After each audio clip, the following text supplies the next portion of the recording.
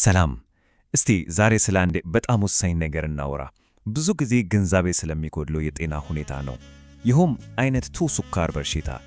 በቃ እስቲ በቀጥታ ወደ ጉዳዩ እንግባና በትክክል ምንድነው፣ እንዴትስ ነው የሚከሰተው፣ ከሁሉም በላይ ደግሞ እንዴት መቆጣጠር ይቻላል የሚለውን እንመልከት። እሺ፣ የጉዳዩን ስፋት ለመረዳት እስቲ ይህንን ቁጥር እንመልከት።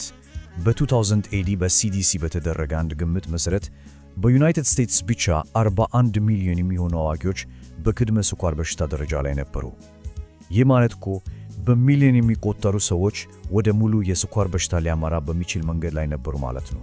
በጣም ትልቅ ቁጥር። በጣም ስውር የሚያደርገው ደግሞ ይሄ ነው። የአይነት 2 ስኳር በሽታ መከሰት በጣም ድምፅ አልባ ሊሆን ይችላል። ብዙ ሰዎች ለዓመታት በሽታው እንዳለባቸው ሳያውቁ ሊቆዩ ይችላሉ። ለምን? ምክንያቱም ምልክቶቹ በጣም መለስተኛ ሆነው እንደ ተራ ድካም ወይም የአይን መፍተዘዝ አይነት ስሜት ብቻ ሊሰጡ ይችላሉ። እንግዲህ የችግሩ ዋና ፍሬ ነገር ይኸው ነው። በቀላል ቋንቋ ሰውነታችን ከምንመገበው ምግብ ውስጥ ያለውን ስኳር ወይም ግሉኮዝ ወደ ኃይል ለመቀየር የሚጠቀምበት ኢንሱሊን የሚባል ሆርሞን በአግባቡ አይሰራም ማለት ነው። እሺ፣ ይሄ በትክክል እንዴት ነው የሚሆነው? እስቲ በዝርዝር እንየው። አሁን ወደ በሽታው ስር መሰረት እንግባ። ይህም በሰውነታችን ሴሎች መካከል የሚፈጠሩ የመግባቢያ መዘባባት። ነገሩን በቀላሉ ለመረዳት እስቲ እንዲህ ብለን እናስብ።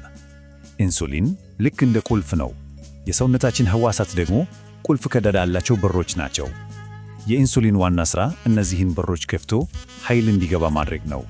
በጤናማ ሰውነት ውስጥ ሂደቱ ልክ እንደዚህ ነው። ቆሽት ቁልፉን ወይም ኢንሱሊንን ይለቃል። ኢንሱሊን የሕዋሳትን በር ይከፍታል። ከዚያም ግሉኮዝ ለሕዋሳቱ ኃይል ለመስጠት በቀላል ወደ ውስጥ ይገባ።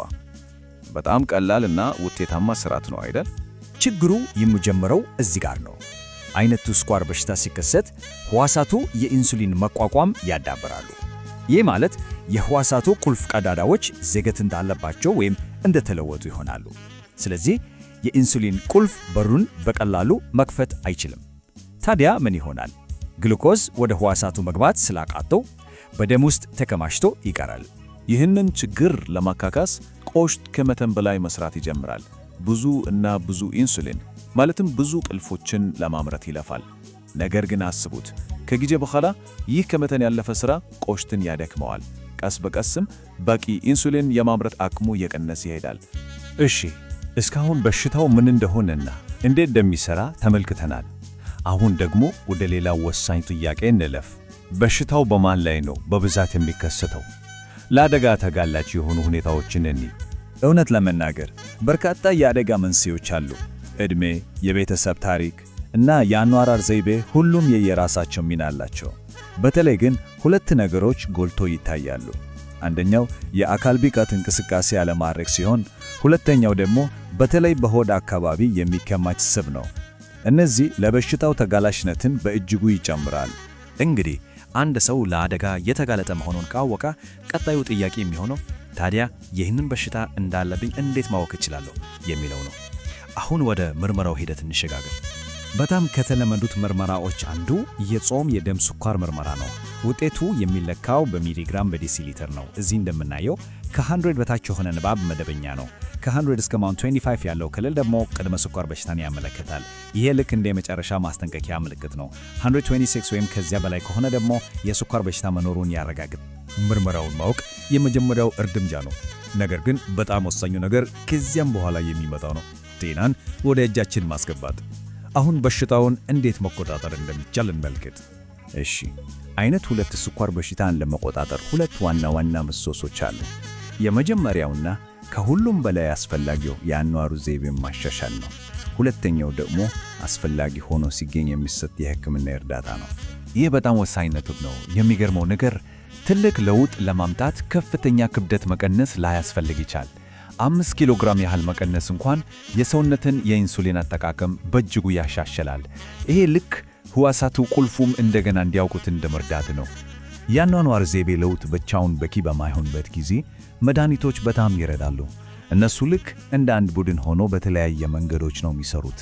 አንዳንዶቹ ቆሽት ተጨማሪ ኢንሱሊን እንዲያመርት ሲረዱ፣ ሌሎች ደግሞ ሕዋሳት ለኢንሱሊን የተሻለ ምላሽ እንዲሰጡ ያደርጋሉ።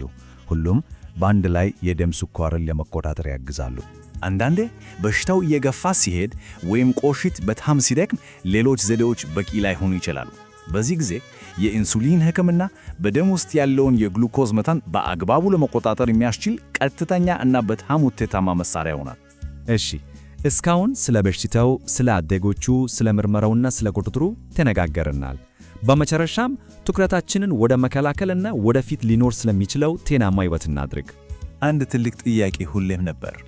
አይነቱ ስኳር በሽታ መከሰቱ አይቀሬ ነው ወይስ መከላከል ይቻላል? የስኳር በሽታ መከላከያ ፕሮግራም የተባለ አንድ ወሳኝ ጥናት ይህንን ጥያቄ ለመመለስ ሞክረዋል። ውጤቱም በጣም አስደናቂ ነበር። ይህ ግራፍ ውጤቱን በጣም በግልጽ ያሳያል። ሜትፎርሚን የተባለው መድኃኒት ስጋቱን በ31% ቀንሶታል። ይሄ ጥሩ ነው። ነገር ግን የአኗኗር ዘይቤ ለውጥ ማለትም የተሻለ አመጋገብና መጠነኛ የአካል ብቃት እንቅስቃሴ ስጋቱን በሚያስደንቅ ሁኔታ በ58% ቀንሶታል። ይህ ማለት እኮ የአኗኗር ዘይቤ ለውጥ ከመድኃኒት ይልቅ ከሞላ ጎደል በእጥፍ የበለጠ ውጤታማ ነበረ ማለት ነው። ይህም በጣም ትልቅ ግኝት ነው። ከሌላ ትልቅ ጥናት የተገኘው ይህ አጭር ግን በጣም ኃይለኛ መልእክት ሁሉንም ነገር ያጠቃልላል። ዋናው መልእክት ግሉኮስ ወሳኝ ነው የሚለው ነው። ይህ ማለት የደም ስኳር መጠንን መቆጣጠር እንደ የልብ ወይም የኩላሊት በሽታ ያሉ የረጅም ጊዜ የጤና ችግሮችን ለመቀነስ ፍጹም ወሳኝ ነው ማለት ነው።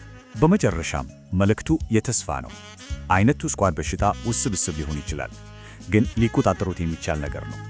በእውቀትና በንቁ የአኗኗር ዘይቤ ምርጫዎች የወደፊቱን የጤና ሁኔታ መምራት ይቻላል። ጥያቄው ለጤናማ ነገ ዛሬ የሚወሰደው የመጀመሪያው እርምጃ ምንድን ነው?